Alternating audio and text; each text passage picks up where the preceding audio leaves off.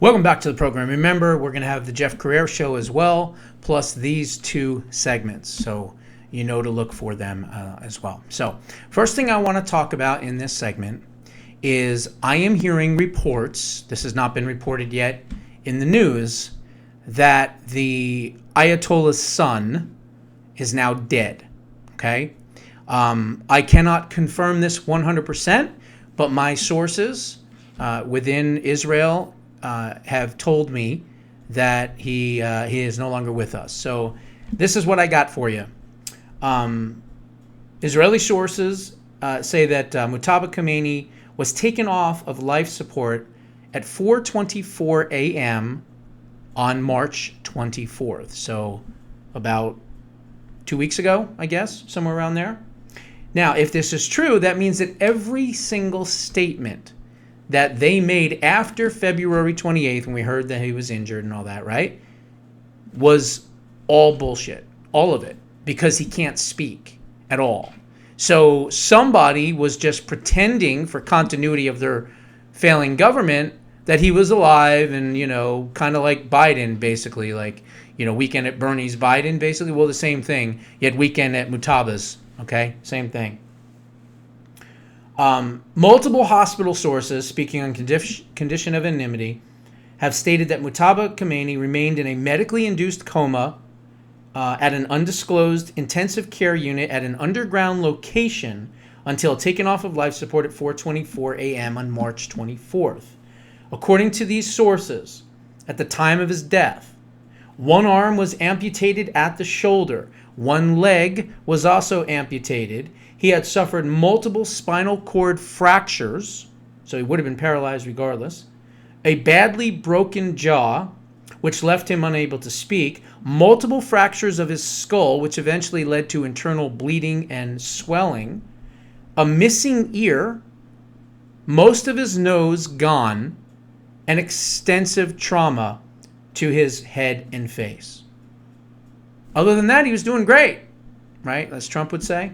So I don't know. There haven't been multiple reports, but the ones that I'm hearing, this is what I'm hearing. So again, could be wrong, could be not wrong. I don't know. It's not my source, but I'm telling you, the people that I know are usually very accurate, and they were pretty specific on the day, the time, and all that. So again, he was never going to be a long-term solution anyway, nor will any of these other people be that. Now, let's move on. So this is what I want to talk about, and it's Iran based. So I've been saying since day one of this conflict, and even before the conflict started, that we are going to be the number one world producer of crude oil reserves. President Trump has recently said that. He said it in his speech, when was it? Last week, when he did the speech to the nation. He talked about how we are the number one crude oil reserve country in the world. And we did that just with Venezuela, like I said last time. Remember, we were 10th, Venezuela was 1. So all of a sudden, we're already at number 1. Saudi Arabia was number 2. Number 3 was Iran. So he said today, well, I don't know. I want to take the oil. If it was up to me, I'd take the oil. I don't know if we're going to take the... He's going to take the oil. Trust me, he's going to take the oil, okay? And he's not negotiating with anyone, okay? This has all been a ruse on purpose. And I'm telling you, at some point, they're going to write books about this. And they're going to talk about the great shadow campaign that President Trump did against Iran to help win the war. But anyway, this is some information that kind of backs up everything that I have said. And what I have said in the beginning as someone that can see past my nose, and I have the vision of what the future will look like with America, the future will look like for Iran when they are liberated, right? And this is coming from somebody on X. We don't exactly know who they are, but based on the information that they have put out, they have got to be intelligence. Absolutely have to.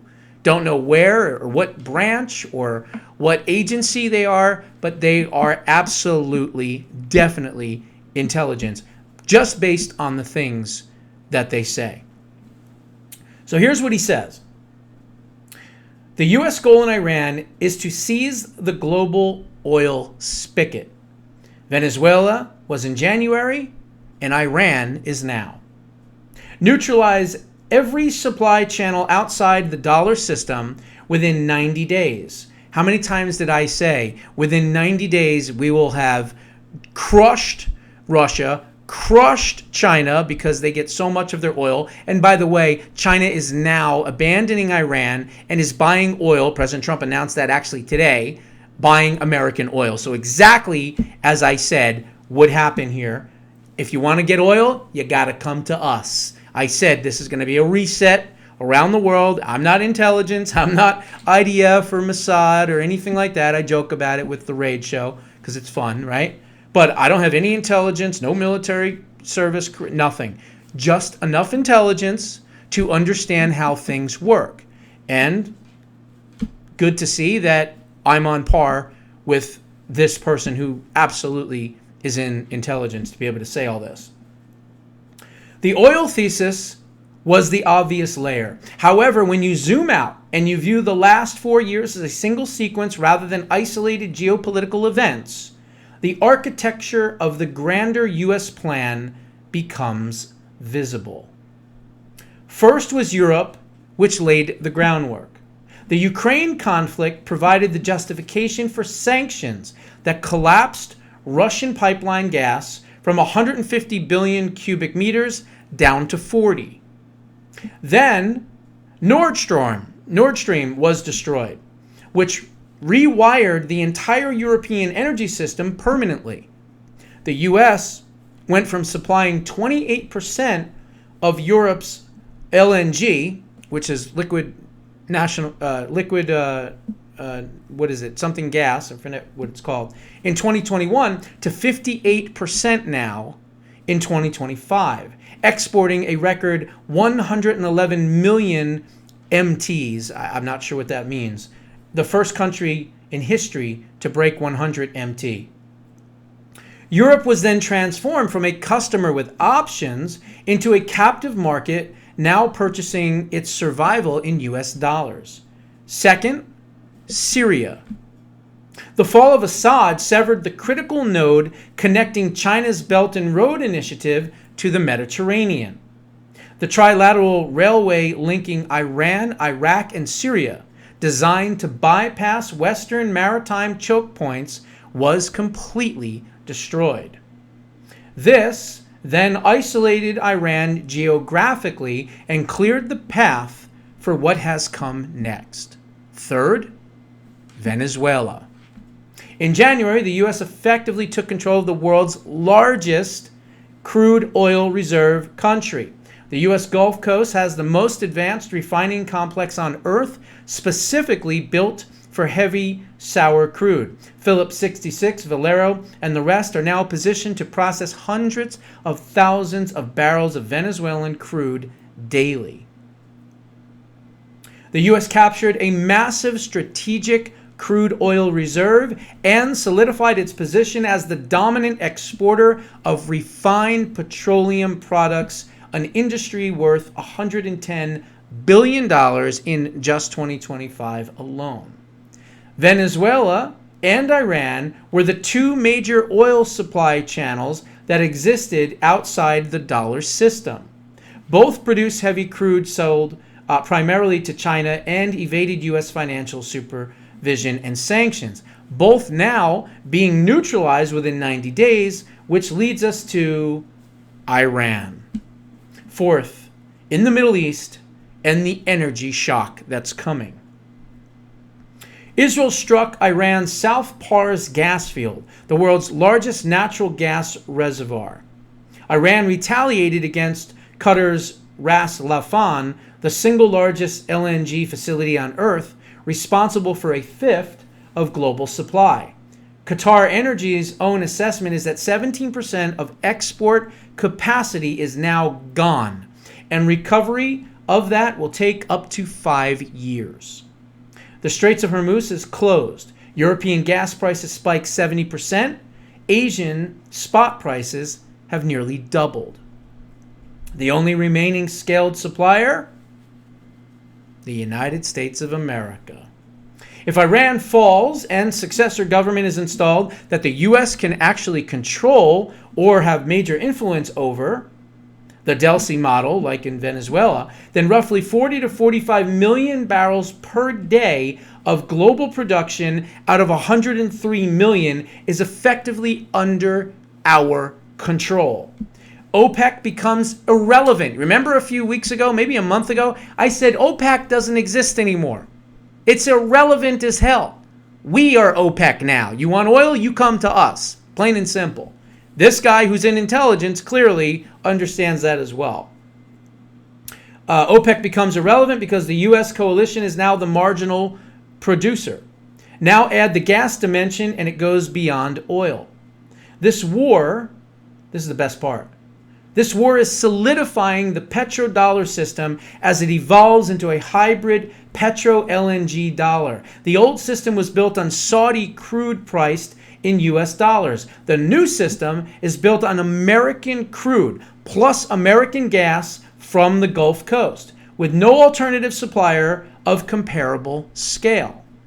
The dependency is deeper because LNG infrastructure requires long-term contracts and regasification, if that's a word, regasification, terminals that lock buyers into supply relationships, not for years, but for decades.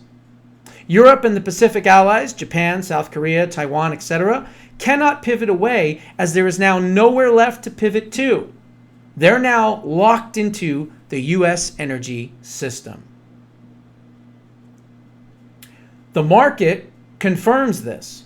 DXY went from 96 to 101, gold down 20% from its January all-time high, Bitcoin down 20% on the year, Brent above 100.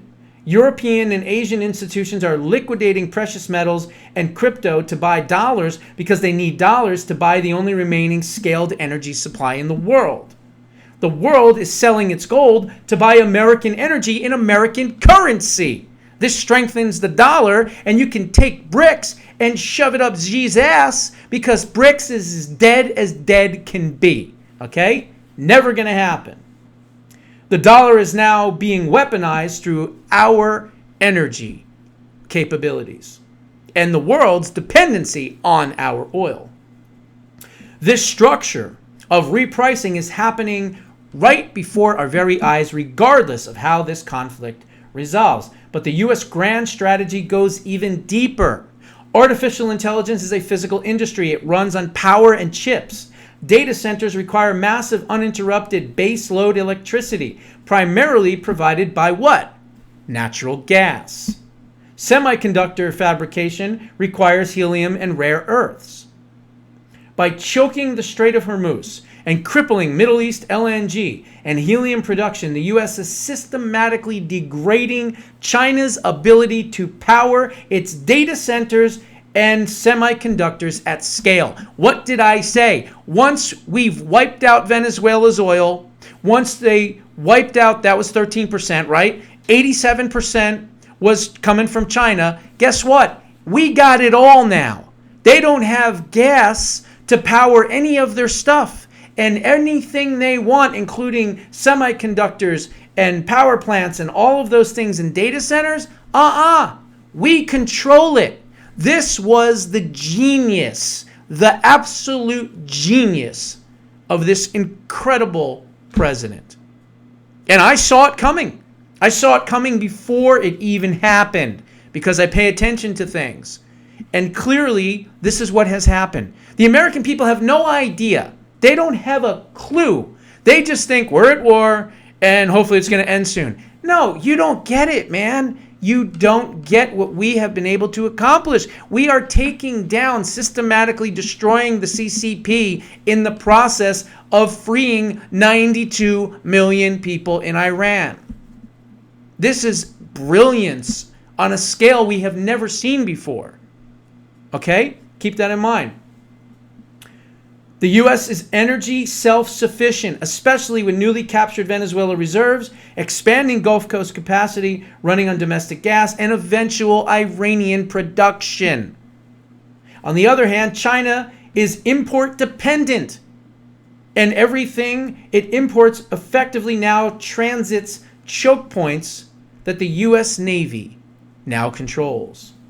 Iran was the Belt and Road Overland's energy bypass, the corridor that allowed China to mitigate the Malacca trap. With Iran neutralized, the corridor is severed. China faces a world where its compute infrastructure competes for scraps on a depleted global LNG market, while American data centers run at full capacity on our own domestic energy. Russia is next in this sequence.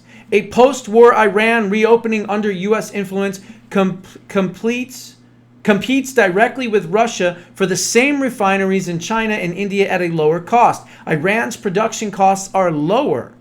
Russia loses its last structural advantage in heavy crude and its economic lifeline. Additionally, under the Iran war cover, Ukraine has been opportunistically destroying Russian energy infrastructure, and all signs point towards Russia being at the end of the line. The message from Washington becomes very clear and very simple. We dismantled 2 regimes in 3 months, and the economy is about to get crushed. Sign the Ukraine deal. This is what they're saying. Then Trump sits down with Xi, holds every single card in the deck. Complete energy dominance, complete dominance in the LNG, complete dominance in the dollar fortified, Iran cleared, Russia cornered, China facing the Malacca trap, fully closed with no remaining energy bypass to go to.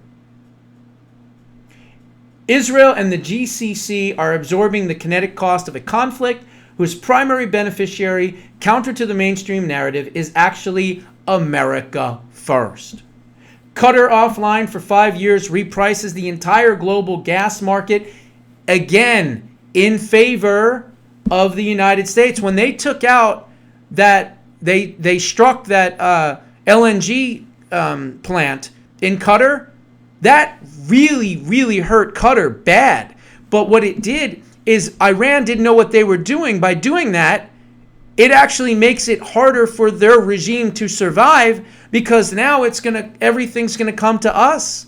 Qatar, everyone, Saudi Arabia, they've helped out because they know now America is it. You can't get gas and oil anywhere else. Now, Saudi Arabia is still powerful, don't get me wrong, and they have plenty of crude oil. They're number 2. So it's really the United States and Saudi Arabia. That's it. Maybe Kuwait. You could throw Kuwait in there a little bit. But for the most part, that's it. You want gas? You got 2 choices, folks. That's it for the most part. That's why this is so amazing.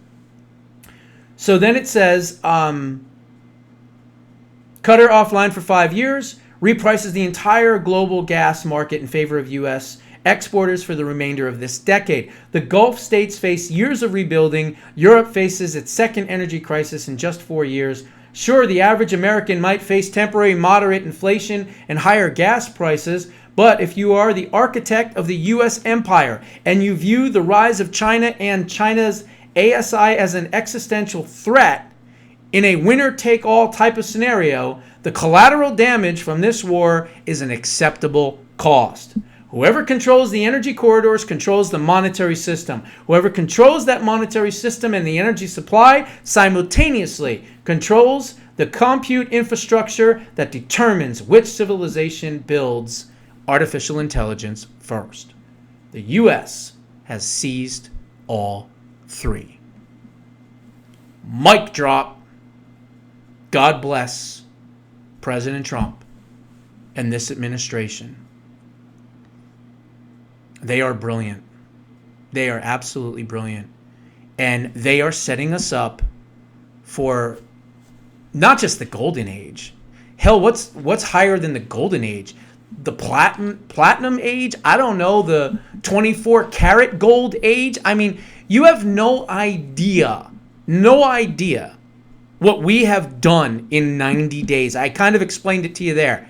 Things are going to be so different. They have to be because of what we've done. China doesn't have a leg to stand on anymore. President Trump, think about this, was able to take down China, basically, which was trying to be, the number one and number two. They want it to be number one. We have to always remain to be number one. I've said it all along. China, existential threat to all humanity, the United States of America, and the world. Well, they are now weakened by this in a way where, I don't know, maybe their regime falls eventually. I have no idea. I'm not even going to predict that right now. Bottom line is, President Trump was able to basically defang China and take them down without firing a shot.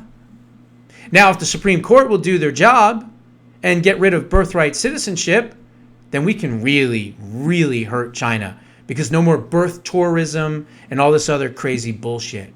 So what do they have left? Well, I don't know. I mean, I guess they could do another, God forbid, COVID type situation where they release a virus. I mean, I hope to God that never happens. But, I mean, anything's possible. I mean, I'm just being realistic here. But when it comes to everything else, when it comes to financial survival, when it comes to the US dollar, when it comes to infrastructure, when it comes to AI, when it comes to LNG, when it comes to, all of this stuff, crude oil reserves, everything, rare earths even, it's all right here. Right here. United States of America has been smart. President Trump has put this completely in motion, and God bless him for doing this. This is really, really good stuff, folks. Those are my thoughts. What are yours? Put them down in the comments below. We'll see you in the next one.